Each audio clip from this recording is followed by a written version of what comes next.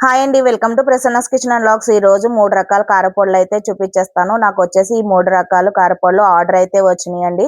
వాళ్ళకి చేసిస్తూ మీకు కూడా వీడియో అయితే షూట్ చేశాను చూపిద్దామని చెప్పేసి నేను ఎలా చేస్తున్నాను అన్నది. అలాగే ఇది హెల్త్‌కి చాలా మంచిదండి.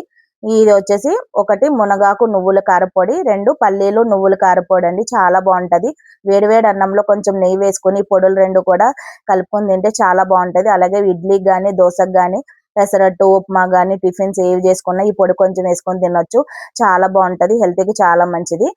అలాగే మా చిన్నప్పుడు మా నానమ్మ పొట్టు మినపప్పు, ఈ మునగాకు వేసి రోటి పచ్చడి చేసేదండి. చాలా బాగుండేది. హెల్త్‌కి చాలా మంచిది. నడుము నొప్పి అయ్యని అని చెప్పి చేసి పెట్టేది. ఫస్ట్ అయితే నేను ఇలాగా ఆర్డర్ కోసము మినపప్పు వేసి ఒక కడాయిలోని పొట్టున్నది వేయించుకున్నాను. తర్వాత ధనియాలు, జీలకర్ర, నువ్వులు, మెంతులు, ఎండుమిర్చి ఇవన్నీ వేసుకొని వేయించేసుకొని బాగా ఒక మిక్సీ జార్‌లో తీసేసుకున్నాను. ఆ జార్‌లోనే కొంచెం చింతపండు, ఉప్పు, ఎల్లుల్లిపాయలు వేసేసుకొని మిక్సీ కొట్టేసి పొడి తీసి కొంచెం పక్కకు పెట్టాను. తర్వాత మునగాకు కూడా వేయించేసుకొని అది కూడా చల్లారినాక ఈ కారపొడిలో వేసేసి మిక్సీ కొట్టేసాను. తర్వాత ఇంకొక కారపొడి వచ్చేసి పల్లీలు వేయించేసుకొని పొడి తీసుకున్న దాంట్లో కొన్ని పల్లీలు, కారపొడి, వెల్లుల్లిపాయలు, ఉప్పు వేసుకొని మిక్సీ కొట్టేసుకుంటే 3 రకాల కారపొడులు రెడీ అయిపోయినాయండి.